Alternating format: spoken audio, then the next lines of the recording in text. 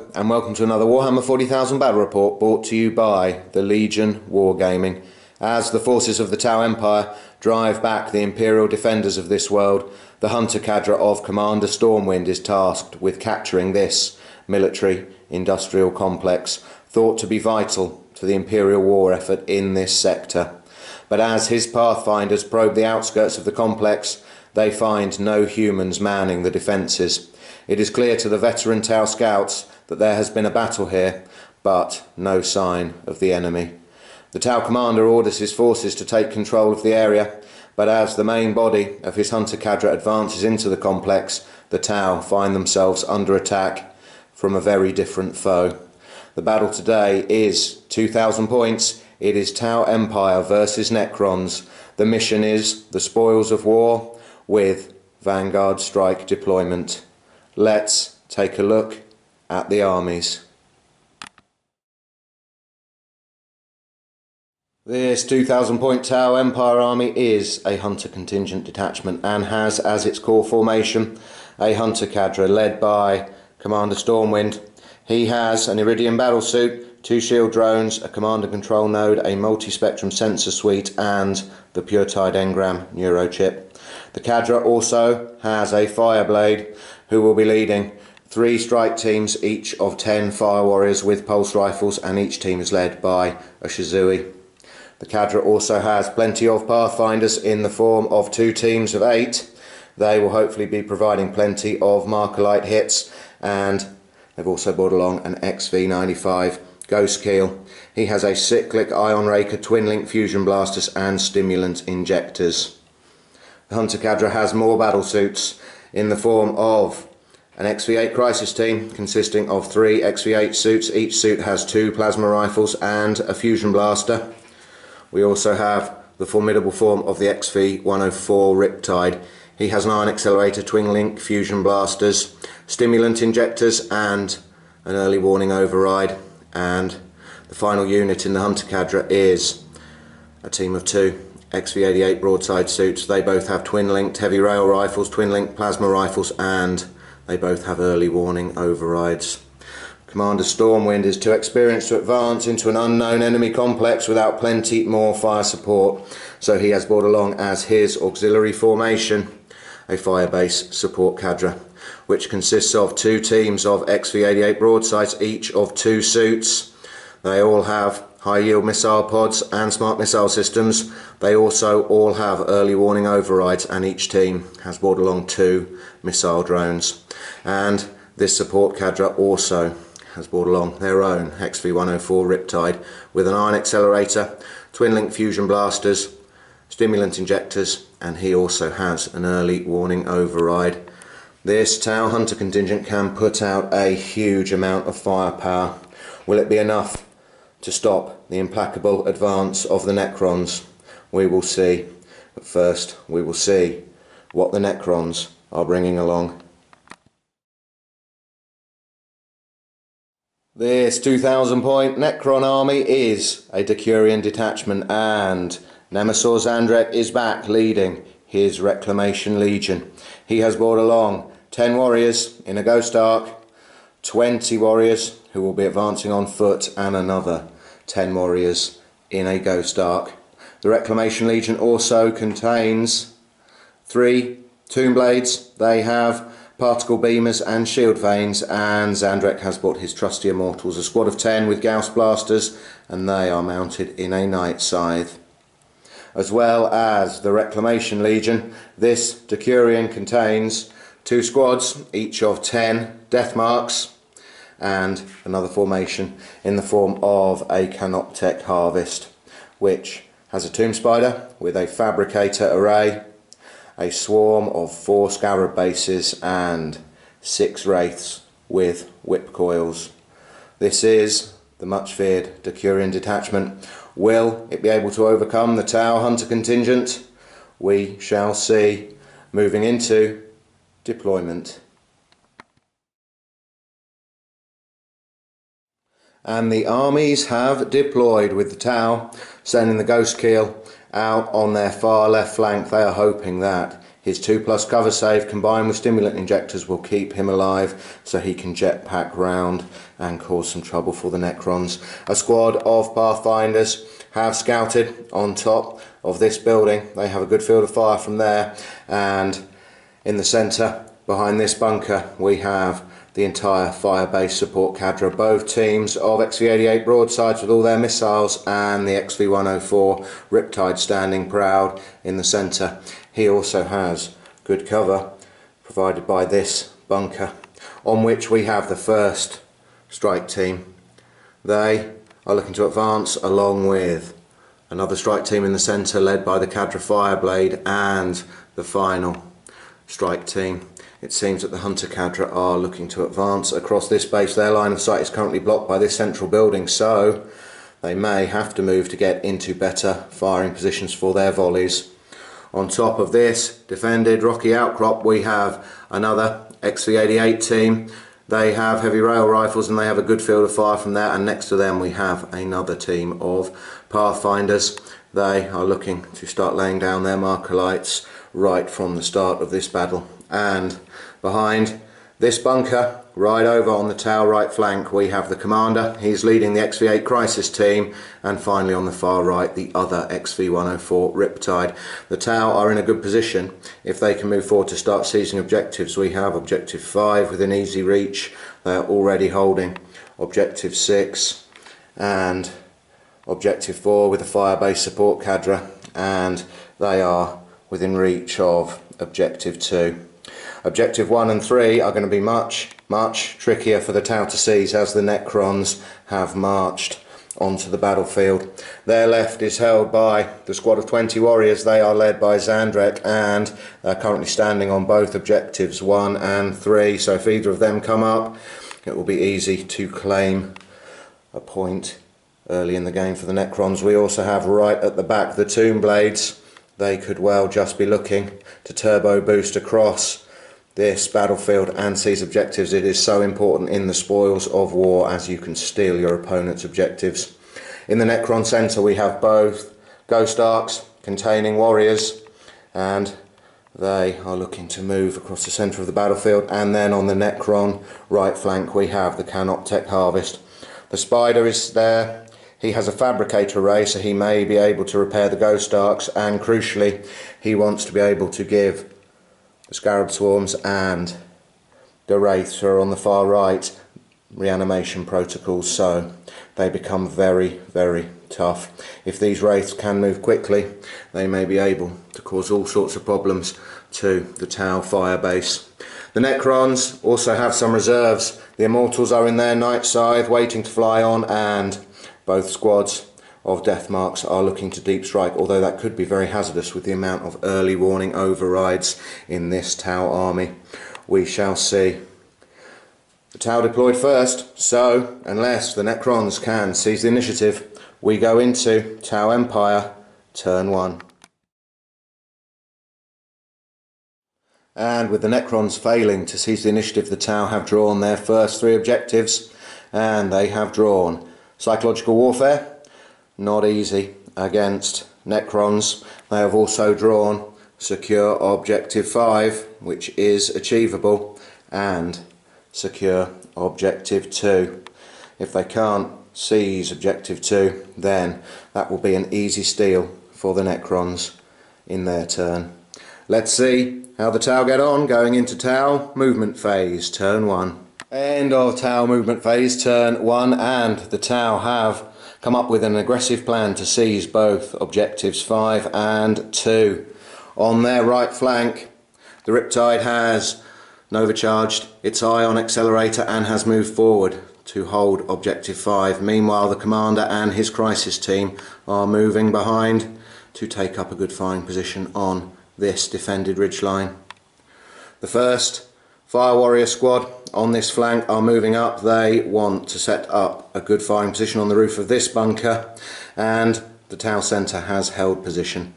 The Pathfinders are readying their marker lights, and the XV-88s are readying their heavy weaponry. Meanwhile, the Fire Warrior team in the centre, they are happy to hold position on objective 6. The last Fire Warrior team from the Hunter Cadre, they have moved up with the Fireblade They have already formed their firing line on top of this bunker, and this Riptide is determined to seize Objective 2. He has Nova-charged his thrusters, he's moved forward, and one XV-88 broadside suit from the firebase support cadre even moved back to clear the way for him. He is going to try to thrust forward to seize this objective from under the nose of the Necron Wraiths. Over on the Tau left flank, these Pathfinders have held position, and the Ghost Keel is moving round to try to flank the Necron assault. It looks like a lot of the Tau are going to target the Wraiths. They're going to try to take out this deadly unit while their Riptide seizes Objective 2. So, aggression from the XV-104s. Will it work out? Let's see what sort of firepower the Tau can put down going into Tau shooting phase, turn 1. End of Tau Empire shooting phase, turn 1, and over on their right flank the commander and his XV-8 team and this Fire Warrior team both made excellent use of the ambushes and feints special rule granted to them by being in the Hunter cadre. The commander and his XV-8 team ran up to the top of this ridge, then opened fire on the Necron warriors, and this Fire Warrior team did the same. They have formed a firing line on the roof of the bunker. Unfortunately, the 3 Necron warriors that were downed by the fire of those 2 units all hauled themselves back to their feet thanks to reanimation protocols. So, disappointment from the Tau firepower. The Riptide used its Nova-charged ion accelerator to target the first Ghost Ark, which had been lit up with 5 marker lights from the Pathfinders on this rocky ridge. But despite the shot landing on target and ignoring cover, it only managed to glance the Necron vehicle, so it has 3 hull points remaining. Disappointment for the Tau firepower on this flank, but it was the rest of the Hunter contingent that showed how deadly combining their fire can be. These Pathfinders managed to put 3 marker lights on the Necron Wraiths and then fire from both Fire Warrior teams at long range, the XV-8 team on this rise and the other XV-88s from the firebase support cadre all opened fire, as did the Ghost Keel, and the Wraiths, despite having a 3+ invulnerable save, were wiped out. That earns the Tau first blood. Meanwhile, this XV-104 Riptide has run forward another 3 inches. He is determined to leap onto Objective 2. The Tau are relieved that the deadly Canoptek Wraiths have been wiped out in an absolute hail of firepower, and they're in a good position to score more victory points this turn as well. Let's see how they get on with their jetpack moves in Tau Assault Phase, turn 1. End of Tau Assault Phase, turn 1, and with an 11-inch move with his thrusters, this XV-104 has leapt forward and secured Objective 2. The Tau are very pleased with that result. The Ghost Keel has moved forward. He is in an excellent flanking position now, and over on the far flank this XV-104 has held position, holding Objective 5, and the commander and his XV-8 crisis team, they have shuffled a little with their jetpacks, forming a very formidable firing line behind these defence lines. That brings Tau turn 1 to a close, and they are happy. They have managed to achieve first blood, and they have also managed to score Objective 2 and Objective 5. The Necrons will not be able to steal them now, and if the Necrons get a bad draw of objectives, the Tau could rack up more points. But at the end of Tau turn 1, the score is 3 points to the Tau Empire, none yet to the Necrons. The Necrons are smarting due to the loss of their Canoptek Wraiths. It looks like the Tau have opened this battle in a very, very strong position. Let's see how the Necrons respond going into Necrons turn 1.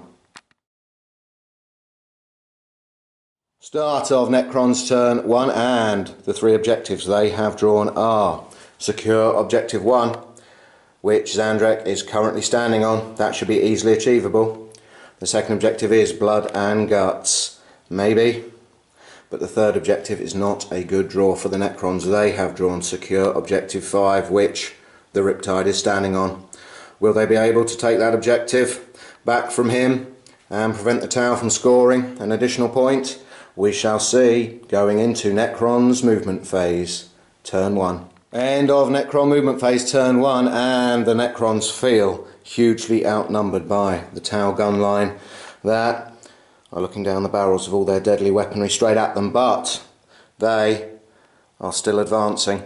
On this flank, the Tomb Spider, he has moved 6 inches through cover. He wants to get into combat with this Riptide. He's hoping that his attacks, along with the attacks of all of his Scarabs, can do some damage to the Riptide, maybe even take it down once it has been targeted by the 2 Ghost Arcs and all of the warriors that are being carried by them.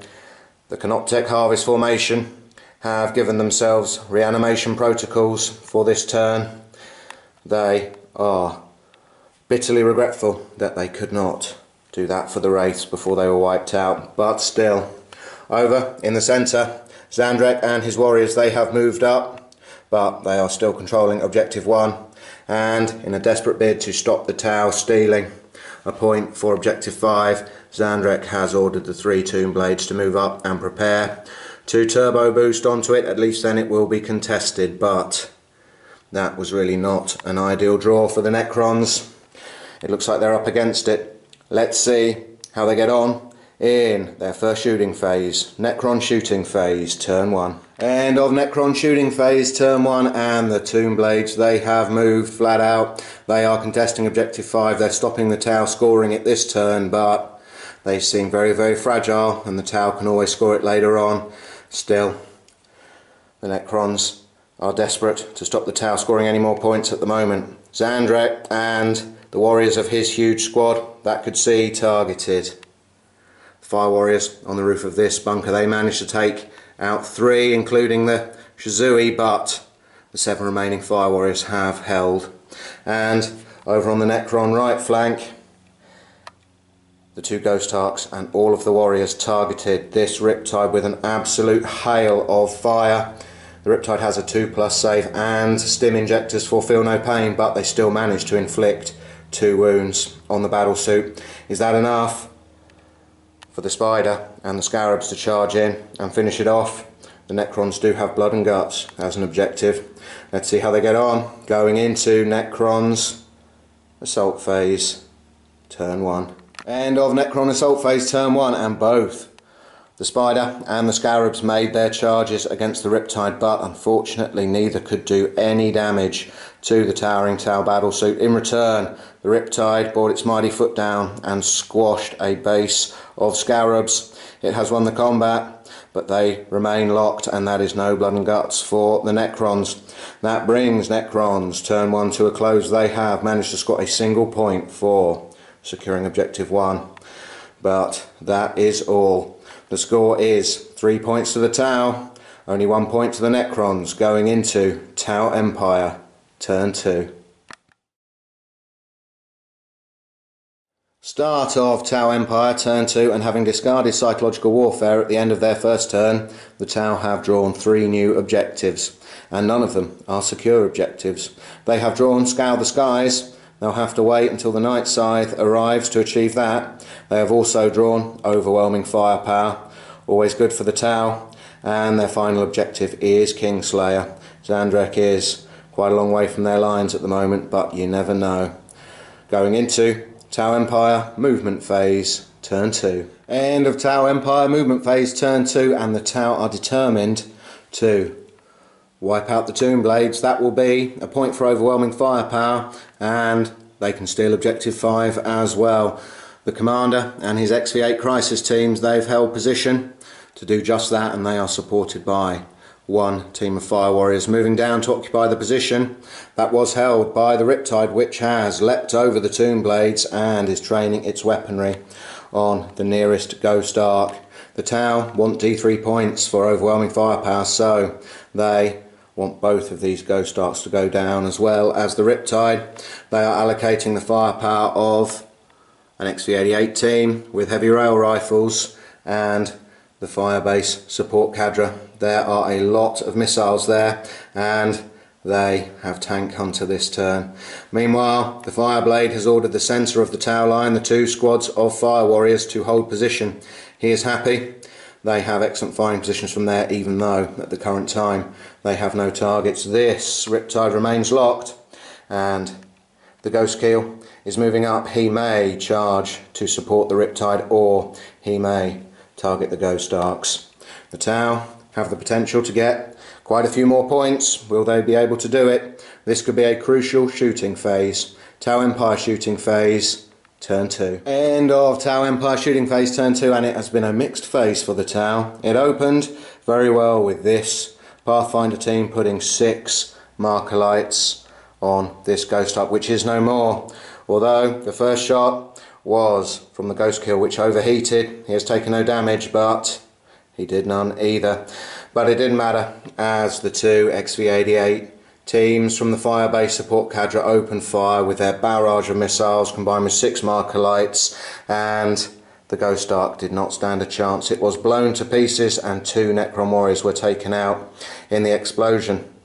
Sensing a chance to wipe out a unit of warriors, the Fireblade ordered the 2 fire warrior teams in the centre to open fire with volley fire, and despite a huge amount of shots, the legendary resilience of the Necrons came into play, and only 3 more warriors went down. The remaining 5 have passed morale and they're not pinned. In the centre, this Ghost Arc was lit up by the other Pathfinder team, but the Riptide only managed to do a single penetrating hit, which was shaken, which of course the Necrons ignored due to living metal, but at least the shields of this Ghost Arc have been penetrated. It is no longer armour 13. And the Necrons once again displayed their legendary resilience as the commander and his crisis team and this squad of fire warriors opened fire on the Tomb Blades thanks to reanimation protocols and shield veins. There is, unbelievably, 1 Tomb Blade left. They only managed to take out 2, but at least the Tau have driven them further than 3 inches away from objective 5, so they will be scoring that. But a mixed phase for the Tau. They have not scored 3 points for overwhelming firepower. In fact, the only unit they managed to wipe out was the Ghost Arc. So, disappointing, but the Tau are still in a very good position going into Tau Empire Assault Phase, turn 2. End of Tau Empire Assault Phase, turn 2, and not a very good phase for the Tau. This Riptide decided that the Necrons were closing in on him. He tried to move back, but he rolled snake eyes for his jetpack move. He's only moved 2 inches, but he is very tough. He would have preferred to leap back onto the roof of this bunker, and in the ongoing assault, this Riptide managed to do no damage. He missed with his attacks, and the Tomb Spider has inflicted a wound on the battlesuit. So he lost the combat, but he has held morale. The Necrons still have blood and guts. They may be able to achieve that if the Scarabs and the Spider can finish him off. But overall, the Tau Empire are still happy. They have managed to score 2 points this turn. They stole objective 5 from the Necrons, and they got 1 point for overwhelming firepower. They would have liked more, but they are happy with the score. At the end of Tau Empire turn 2, the score is 5 points to the Tau, only 1 to the Necrons. Going into Necrons turn 2, they have a lot of reserves to roll for. Start of Necrons turn 2, and they still have blood and guts in their hand from turn 1. They have drawn 2 new objectives, which are secure objective 4 and secure objective 5 again. And Zandrek has used his adaptive tactics to call in his reserves to help him achieve these objectives. So all of the Necron reserves have arrived, and they are tasked with securing objective 4, the Immortals. They came on in their night side. They have disembarked right on top of objective 4. They need to take out the XV-88 teams of the Firebase support cadre, but they have help. Both squads of Deathmarks have also arrived, deep striking with uncanny accuracy, and they will add their firepower against these battlesuits. Will it be enough? These Necrons, they had a difficult choice to make. All of these broadside suits and these other broadside suits have early warning overrides. They are going to have to face some firepower at the end of the movement phase. But we shall see. Zandrek also has a plan to secure objective 5 this turn as well. We shall have to wait and see what he does in Necron's movement phase, turn 2. End of a very eventful Necron movement phase, turn 2, and Zandrek is enacting his plan to secure objective 5. His large squad of warriors are moving through this building. They are going to try to sweep away this fire warrior team so that the last surviving Tombblade can secure that objective. In the centre, the Ghost Ark has moved round, bringing its Gauss Flayer arrays to bear on the fire warriors, and it has disembarked the squad of 10 Necron warriors. They will be adding their firepower as well. And this Ghost Ark has also resurrected 1 warrior. From this squad, there are 6 now. They are moving towards objective 2. The Canoptek Harvest, the Spider and the Scarabs, they have once again given themselves reanimation protocols, and they are concentrating on dragging down this Riptide. They have been bolstered by another Scarab base spawned by the Tomb Spider. And the Necron reserves came under quite a barrage of fire from all of the battlesuits with early warning overrides, but once again the Necrons have proven to be very, very tough. These XV-88 suits open fire on the death marks. They only managed to take out 1, and the Riptide only fared slightly better, taking out 2 with a blast from its iron accelerator. The XV-88s of the Firebase support cadre decided not to target the Night Scythe. The Tau still have Scour the Skies as an objective. If they shoot down this flyer during the Necron turn, they will not score a point for it, so they instead decided to add their fire against the death marks as well. And the first team did well, managing to take out 4 death marks from this squad, but the second team, with dreadful luck from the Tau combined with some excellent saves from the Necrons, targeted the other squad of death marks. They did not manage to take a single Necron down. So the Necrons have taken a gamble to seize objective 4, and it looks like it has paid off. There are still plenty of death marks left, the Night Scythe and all of the Immortals. So could this be the time for the Necrons to strike back and secure some much needed objective points? Let's see, going into Necron's shooting phase, turn 2. End of Necron shooting phase, turn 2, and it has been a frustrating phase for the Necrons. The units that have arrived from reserve to secure objective 4 all targeted the XV-88 teams from the Firebase support cadre. First, the Night Scythe opened fire with its twin-link Tesla Destructor managing to take out both missile drones from the nearest XV-88 team. That has put them more than 3 inches from the objective. So the other 3 units, the Immortals and both units of Death Marks, open fire on the other XV-88 team, but despite a huge amount of shots, they only managed to take out the 2 missile drones from this team, and that was done by the Immortals. The Death Marks, in fact, did not manage to cause a single wound despite wounding on 2s with Sniper. But good news for the Necrons, it was only the missile drones from both teams that were within 3 inches, so they have managed to take objective 4. This squad of fire warriors came under a lot of Gauss fire from the newly deployed Necron warriors in the centre and the Ghost Ark and the 6 warriors moving up, and they lost 7 fire warriors to that hail of fire, but with the Fireblade looking on, the 3 remaining fire warriors have held morale. And more frustration over on the Necron left flank. The Tombblade opened fire with its particle beamer, doing no damage, and despite a huge amount of shots coming from Zandrek's squad, they only took out 3 fire warriors, and the 4 remaining have held morale. But once again the Necrons have been lucky in that these fire warriors are now more than 3 inches from objective 5, so the Necrons have only just secured that one as well. Still, it is 2 points, but not many casualties inflicted. Just 10 fire warriors and 4 drones. The Necrons would have dearly liked to inflict a lot more damage on the Tau than that this turn, with their reserves arriving. But at least it's some objective points, and they are on the hunt for another as the Tomb Spider and the Scarabs try to take out this Riptide in Necron Assault Phase, turn 2. End of Necron's Assault Phase, turn 2, and it has more than made up for their poor performance in the shooting phase. The Riptide is no more. its attacks did nothing to the Tomb Spider or the Scarabs. In return, the Scarabs could not damage the battlesuit, but the Spider managed to inflict another wound. The Riptide pilot decided that he needed to get out of there, but as he turned to flee, the Scarabs swarmed all over him, into every crevice of his suit, and tore him apart. That is a point for blood and guts for the Necrons, and it has been a good turn for the Necrons overall. They have the point for blood and guts, they have managed to secure objective 4 for another point, and they have managed to secure objective 5 for another point.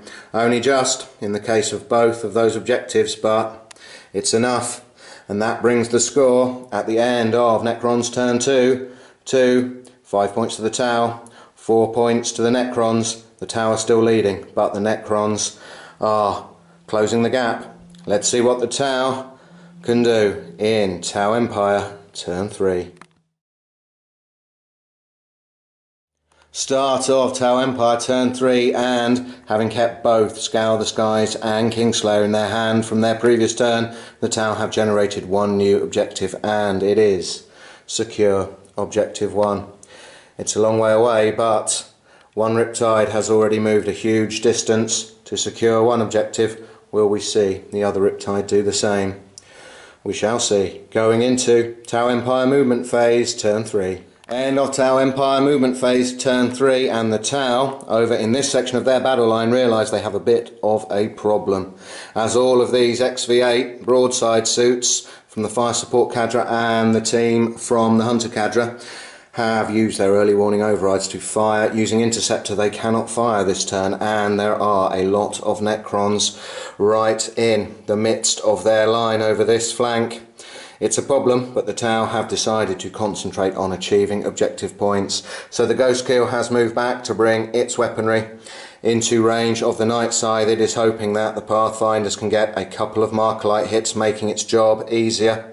And the Fire Warriors in the centre, they have not moved. They may well need to add their fire against the Night Scythe as well, but they are hoping the Ghost Kill can take it out so that they can start targeting the Necrons that are already behind their line over on this side of the battlefield. The death of the Riptide here has unleashed a tide of Necrons moving towards this section of the Tau line. It is looking quite difficult for the Tau on this side of the battlefield. In the centre, this Riptide used Interceptor, but he has successfully charged his Nova Reactor. He has diverted power to his thrusters. He's not going to fire. He is making a beeline straight for objective 1 to score that and stop the Necrons from stealing it. The 4 remaining Fire Warriors here, they have been ordered to take out the last Tomb Blade. The Tau are annoyed that that has been buzzing around, scoring objective points. Meanwhile, the Commander and his Crisis team, they have moved. They know they need to start thinning out this huge squad of warriors if they have any chance of taking out Zandrek and achieving Kingslayer. The Tau, they are still in the lead, but the Necrons certainly have put them under a lot of pressure. Let's see what the Tau can do in Tau Empire shooting phase turn 3. End of Tau Empire shooting phase turn 3, and it would be fair to say that this phase has been an absolute disaster for the forces of the Tau Empire. The Riptide started by running. He only managed an inch, and then the Fire Warriors opened fire on the Tomb Blade, and despite getting 3 unsaved wounds, it made all 3 of its reanimation protocols. Gritting his teeth in frustration, the Commander ordered his crisis suits to take it out, which at least they did, but that is only one Necron casualty over this side of the battlefield. Meanwhile, even worse news for the Tau here. This Pathfinder team tried to light up the Night Scythe, but got no hits.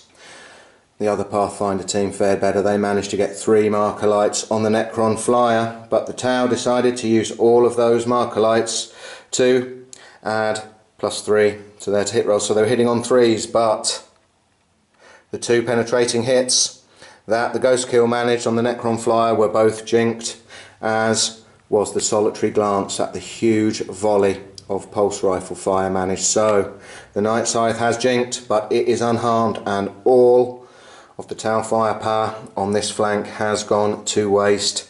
Very frustrating for the Tau that none of their broadside suits could fire, and their suits are now very vulnerable to assaults as well. So this turn has been a nightmare for the Tau. They still may be able to score objective 1 in Tau Empire Assault Phase, turn 3. End of Tau Assault Phase, turn 3, and the commander and his XV8 crisis team have leapt back behind their barricades on this defended rocky rise. They don't want to get too close to Zandrek and his huge squad. Meanwhile, the Ghost Keel, he tried to jetpack away as quickly as he can from the Tomb Spider, which is advancing upon him. He moved 5 inches, but he is still very close. But finally, some good news for the Tau this turn. With an 18-inch thrust move, this Riptide has managed to take objective 1. That is the only point that the Tau have scored this turn. They have not achieved Scour the Skies, although not for lack of trying, and they have not achieved Kingslayer. And that brings the score at the end of Tau Empire turn 3 to 6 points to the Tau, 4 to the Necrons, but the Necrons look like they may be taking the lead in this game. We shall see going into Necrons turn 3. Start of Necrons turn 3, and having achieved all of their objectives in their previous turn, they have generated 3 new ones, and they have started by yet again drawing secure objective 5. Maybe Zandrek's squad of warriors are close enough, we shall see. They have also drawn ascendancy, and they are already holding objective 2 and objective 4 and objective 3. If they can swap objective 3 for objective 5, they will get D3 and another one. And their final objective is assassinate, kill a character. We shall see how they get on in Necrons movement phase, turn 3. End of Necrons movement phase, turn 3, and the phase open with the Night Scythe flying off the table, which is very frustrating for the Tau as they still have Scour the Skies in their hand, and the Necrons have continued to exert pressure across the entire battlefield. Zandrek's huge squad of warriors, they have moved 6 inches through cover, and they are now within 3 inches of objective 5. They are also preparing to open fire, and this squad of fire warriors may well be doomed. Meanwhile, in the centre, the Necrons are determined to achieve assassinate. This fire warrior team has both a Shizui and the Fireblade, and is going to find itself targeted by one squad of warriors and the Ghost Ark, and another squad of warriors on objective 2. They have had 2 more warriors resurrected by the Ghost Ark as well. The Tomb Spider has once again given the Canoptek Harvest reanimation protocols, and he is attempting to chase down the Ghost Keel. Meanwhile, the Tomb Spiders are following in the wake of the Necron Immortals. They intend to open fire with their Gauss Blasters against one XV88 team and then follow it up with a charge. They have Relentless, as they are part of a Reclamation Legion. Meanwhile, the other team of 2 XV88 broadside suits are going to come under a hail of fire from the Deathmarks, who are spreading out to get good positions in cover for their deadly synaptic disintegrators. It looks like the Necrons are on course to achieve ascendancy and secure objective 5 and assassinate this turn. This could be the turn they take the lead strongly. We shall see going into Necrons shooting phase, turn 3. End of Necron shooting phase, turn 3, and the phase opened very well for the Necrons, as with a deadly volley of fire, the Deathmarks managed to take out both XV88 broadside suits from the nearest team, wiping them out. The Immortals were less impressive. They only managed to do 1 wound on the other XV88 team with their Gauss Blasters, but they do intend to follow that up with a charge. Meanwhile, this bunker was swept with Gauss fire. The Tau went to ground for a 3-up cover save, but fire from the Necron warriors in the centre and the Ghost Ark and the Necron warriors holding objective 2 managed to take out the rest of the Fire Warrior team, including their Shizui, and has reduced the Fireblade to 1 wound. The Shizui is all the Necrons need to score a point for assassinate. And Zandrek and his huge squad over on the left flank easily managed to wipe out the remaining fire warriors around objective 5, which they are holding. So the Necrons, they're doing a lot of damage and they are going to rack up a lot of points this turn. Let's see if the Immortals and the Tomb Spider can make their charges in Necron Assault Phase turn 3. End of Necron Assault Phase turn 3, and the Tomb Spider did manage to make his charge against the Ghost Kill. He took no damage from Overwatch and managed to inflict 2 wounds on the battlesuit with his claws, but the Ghost Kill has stim injectors and made both of his feel no pain rolls. He could do no damage to the Spider in return, so in conclusive combat they remain locked. Meanwhile, as the Immortals charged in to the XV-88 broadside team, they took no damage from the hail of missiles unleashed, but in an incredible display of accurate supporting fire, the Pathfinders with their pulse carbines managed to shoot down 3 Immortals. So the remaining 7 managed to do no damage to the XV-88s. The battlesuits could do no damage in return, so they also remain locked, but that is quite a good result for the Tau. We were expecting the Firebase support cadre to be completely wiped out this turn, but the Necrons have done very well this turn. They have a point for securing objective 5. They also got another 2 for ascendancy for holding objective 5 and objective 2 and objective 4 as well, and they also got 1 point for assassinate. So they have scored 4 points this turn, and that brings a score at the end of Necrons turn 3 to 8 points to the Necrons, only 6 to the Tau. The Necrons have seized the lead. Will the Tau be able to strike back? Let's see, going into Tau Empire turn 4. Start of Tau Empire turn 4, and the Tau are ruining the fact that they still have Scour the Skies in their hand. They also still have Kingslayer from previous turns as well. They have generated 1 new objective, which is secure objective 3. But with the Riptide and the Commander, maybe they can secure objective 3 and achieve Kingslayer. It's Zandrek that they need to target. The rest of the Tau, they have got problems galore down this end of the battlefield. Let's see what they do. Tau Empire movement phase turn 4. End of Tau movement phase turn 4, and their plan is clear. Both the Riptide and the Commander and his crisis suits are closing in on objective 3, and they are going to combine their fire on Zandrek and his squad. But it won't just be these 2 units. The Pathfinders, they're moving forward. They have got within 12 inches of the Fireblade, so they're going to run and open fire with their pulse carbines. And the Fireblade, he is going to be volley firing, and he's going to be commanding this squad of fire warriors to volley fire as well, all into Zandrek's squad. And also the XV-88 team are going to combine their fire as well. All of these units will be making use of the Commander's array of gadgets, including the multi-spectrum sensor suite and the command and control node. Will it be enough to overcome the Necrons' resilience? We shall see. Over in this sector of the battlefield, the Tau, they have a lot of problems. These Pathfinders, they are just going to give fire where they can, and the Ghost Kill and the last XV-88 broadside team, they are locked in assault. It looks like the Tau are willing to give up this sector in order to focus all of their fire on Zandrek. If they can kill him and get Slay the Warlord and Kingslayer as well as securing objective 3, they could once again take the lead in this game. Let's see. We have another crucial shooting phase, Tau Empire shooting phase turn 4. End of Tau Empire shooting phase turn 4, and the Pathfinders decided to try to knock out this Ghost Ark, which keeps resurrecting warriors onto objective 2. They made it jink, but they failed to do any more damage, which was disappointing. But then destruction was unleashed upon Zandrek and his warriors.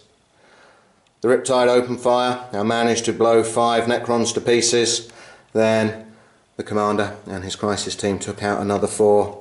4 more were shot down by the advancing Pathfinders, and another 4 by this Fire Warrior team from long range, and 2 more were taken out by the heavy rail rifles on the XV-88 broadsides. That is 19, but unfortunately for the Tau, although that was an impressive display of fire, Zandrek remains standing. He is unwounded and he has 1 warrior left with him. So the Tau have not achieved their objective of taking him out, although it was satisfying to watch so many Necron warriors stagger and fall. But the Tau can still get some victory points this turn by moving on to objective 3 in Tau Empire Assault Phase, turn 4. End of Tau Empire Assault Phase, turn 4, and the Commander and the Crisis team have jetpacked onto objective 3. They are holding it. The Riptide decided to move back towards objective 1. Just in case it's drawn, it may allow the Tau to steal a point, or at least prevent the Necrons from getting another one. In the ongoing assaults, neither the Ghostkill nor the Tomb Spider could do any damage to the other. They remain locked. But in the assault, the XV-88 broadsides managed to bash down 1 Immortal, and the Immortals could do nothing in return. But they have passed morale. They are locked, but it looks like the Tau battlesuits are having the best of that assault. That brings Tau turn 4 to a close. They have managed to get 1 point for securing objective 3, but no other points. They did not get Scour the Skies. After much thinking, they have decided to discard that, as they think quite a few of their long-range anti-air units will be destroyed during the next turn. They have decided they really want Zandrek down, so they are keeping Kingslayer in their hand. The score at the end of Tau turn 4 is 7 points to the Tau, 8 points to the Necrons. The Necrons are in the lead going into Necrons turn 4. Start of Necrons turn 4, and they have generated 3 new objectives. The first of which is secure objective 3, which the Tau took in their previous turn. If the Necrons can't get the Tau off it, they could score it. Will the Necrons be able to score it? Well, Zandrek has summoned the Night Scythe in to try to take out the nearest crisis suit. Then he himself and his last remaining warrior may be able to move into a scoring position. But they are very aware that the Tau have Kingslayer, so he will be putting himself in a very risky position. The Necrons, at the same time, have also drawn Kingslayer, but it's a very, very long shot for Zandrek to be able to take out the Tau commander in his Iridium battlesuit. The final objective drawn by the Necrons is Big Game Hunter. They don't have much that can take on this undamaged Riptide, but maybe the Tomb Spider, with some support moving up, can take out the Ghostkill. We shall see going into the Necrons movement phase, turn 4. End of Necrons movement phase, turn 4, and Zandrek has decided to throw caution to the wind. He has used his adaptive tactics to give himself the lead by example warlord trait, which means if they can knock out the nearest crisis suit, he will get 2 victory points for securing objective 3 with his last remaining warrior. Meanwhile, the Necrons are looking to exterminate the Tau on the other side of the battlefield. The squad of warriors in the centre, they have advanced. They are looking to unleash a volley and then charge the last Fire Warrior team, hopefully taking them out. Meanwhile, the Death Marks, they have all moved through cover. They are going to try to take out these 2 XV-88 broadside suits. The Ghost Ark has spun round, bringing this Pathfinder team into the arc of one of its Gauss Flare arrays, and the other Pathfinder team into the arc of the other array. And it has also summoned back another 2 warriors. This squad is back at full strength. There are 10, and they are going to try to give fire against the Pathfinders as well, and they're going to keep hold of objective 2. The Canoptek Spider has summoned his swarm of Scarabs back to him. They are looking to charge in to help him out against the Ghostkill and hopefully to achieve Big Game Hunter. Meanwhile, the Immortals remain locked in combat with the other broadside team. The Necrons have had a difficult draw of objectives this turn. It is hard for them to score, but They can do a lot of damage to the Tau, and they may be able to maintain their lead. We shall see going into Necron shooting phase, turn 4. End of Necron's shooting phase, turn 4, and it has been very effective. The Night Scythe came flying in, and with an excellent shot from its Tesla Destructor managed to blow the first XV8 Crisis Suit to pieces and wound another, which Zandrek gleefully finished off with his Staff of Light. He is now scoring Objective 3, and with lead by example, that is worth 2 points. Meanwhile, the rest of the Necrons concentrating on taking out as many Tau as possible. The Death Marks open fire, and they managed to take out one XV88 broadside suit, but the survivor of this team has held morale. The advancing Necron warriors in the centre have gunned down 6 fire warriors from this team, and they are preparing to charge the 4 shock survivors. The Pathfinders that way in this building have been wiped out by the fire of these Necron warriors on Objective 2 and one of the Gauss Flayer arrays of the Ghost Ark. The other array targeted the other team of Pathfinders and took out 2 of them.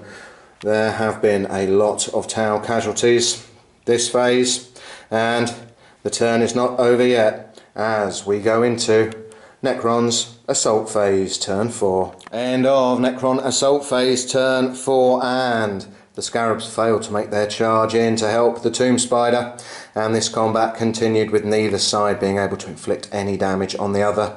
They remain locked, and it's the same story with the Immortals against the 2 broadside suits here. Neither side can damage the other, and they continue their struggle.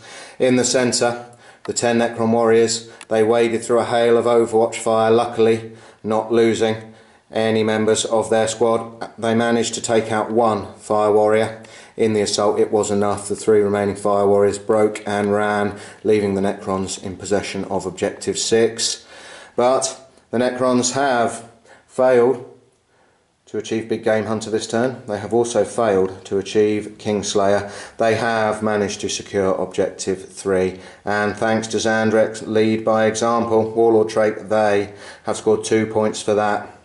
That brings the score at the end of Necron turn 4 to 10 points to the Necrons, 7 to the Tau. Is it too late for the Tau to claw it back? Let's see, going into Tau Empire turn 5.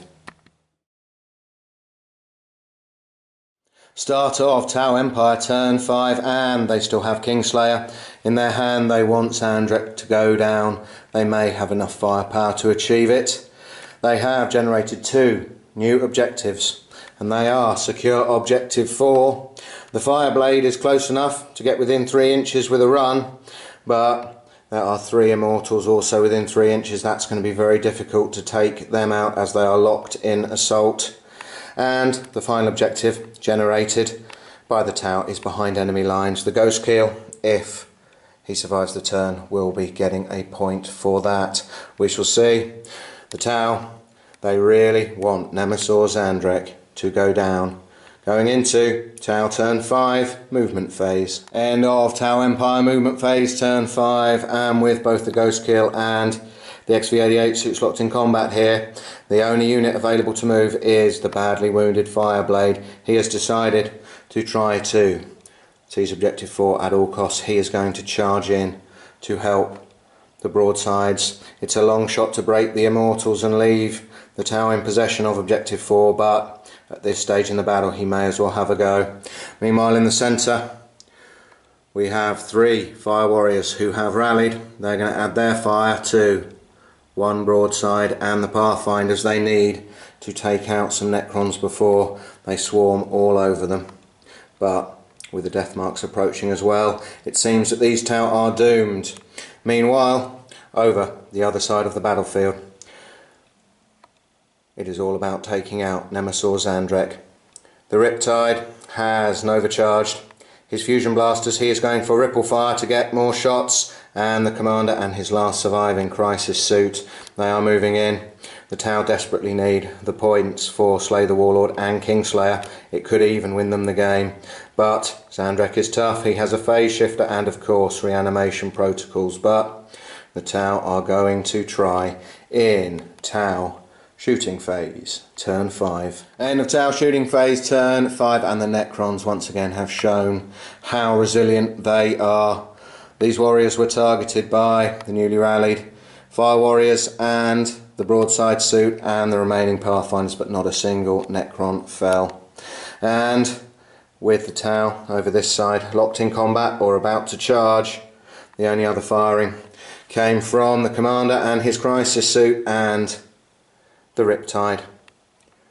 The crisis suit opened fire first, taking out the last remaining warrior, but could do no harm to Zandrek, and then the Riptide opened fire, but between his phase shifter and reanimation protocols, Zandrek was only wounded once. He has 2 wounds remaining.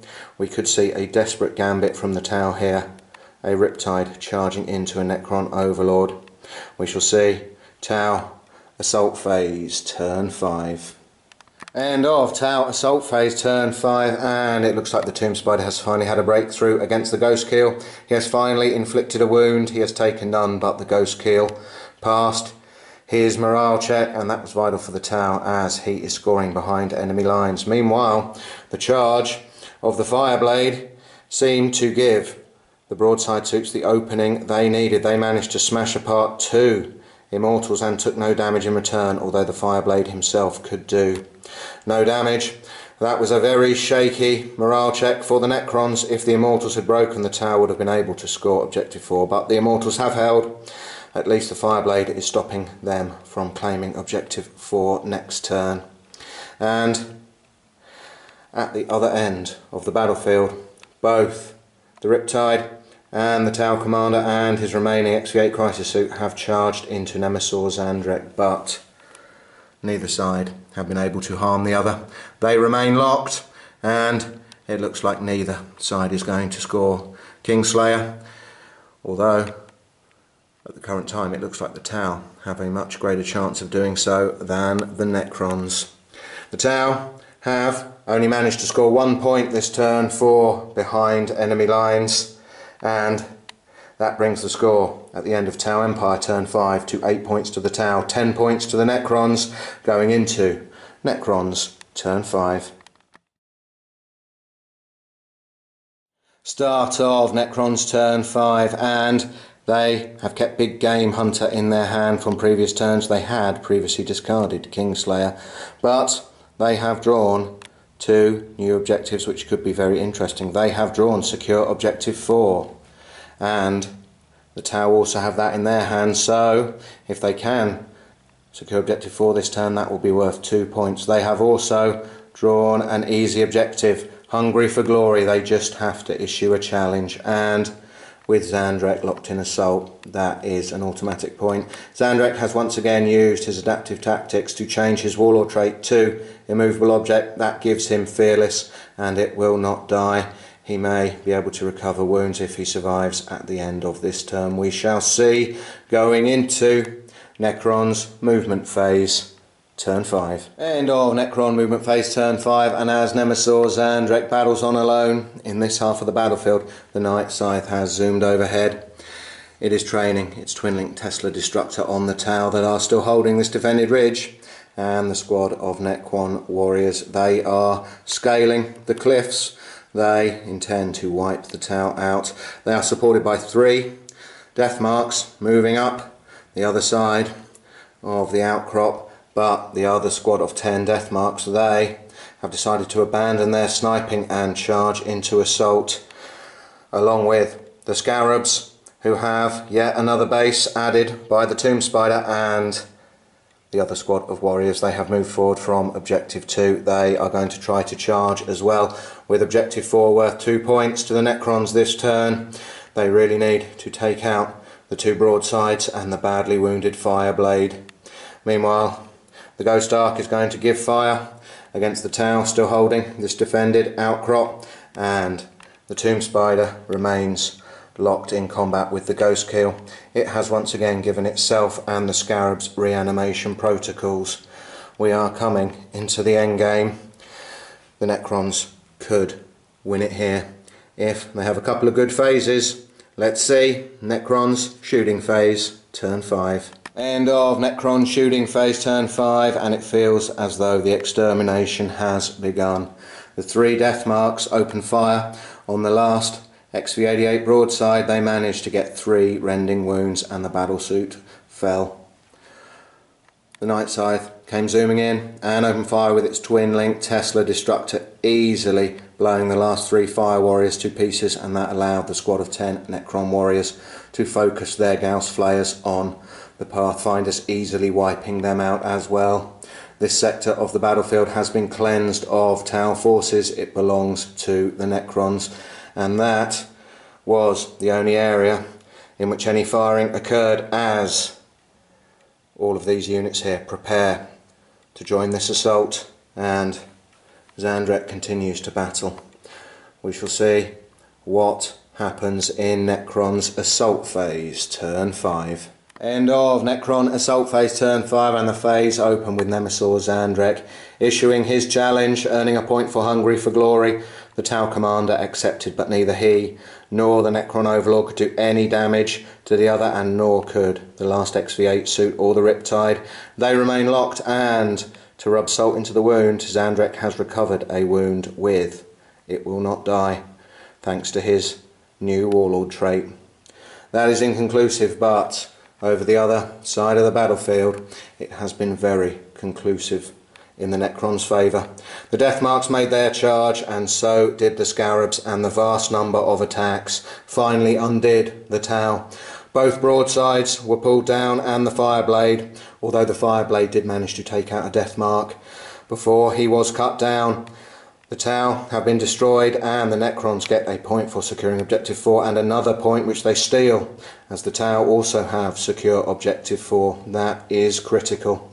In the final combat, the Ghost Kill has taken another wound and has finally managed to cause a wound to the Tomb Spider, but they remain locked, and with the roll of a 1, the game has drawn to a close. The Necrons have managed to score 3 points this turn, 1 for Hungry for Glory and 2 for securing Objective 4, and they also have Line Breaker thanks to the Necron units climbing this rocky outcrop. That brings their final score to 14. The Tau, they also managed to achieve Line Breaker thanks to the Ghost Kill, but their final score is only 9. So the Necrons are triumphant, 14 points to 9. In the opening stages of this game, it looked very much like the overwhelming firepower of the Tau Hunter Contingent had the Necrons on the back foot, but through sheer resilience, the Necrons managed to claw it back. They have advanced across the table into the face of the Tau firepower, and what started as the Tau defensive firing line is now swarming with Necron warriors, immortals and death marks. The Decurion is an incredibly effective detachment, but if anything can stop it, surely it is the Tau Hunter Contingent. The luck was fairly even throughout this game. If anything, the Necrons may have had slightly better objective draws at critical points, but it could have gone either way.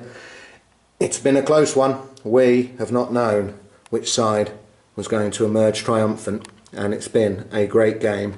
Thanks very much for watching. Please subscribe to our channel, and we will keep producing as many Warhammer 40,000 battle reports as we can. See ya.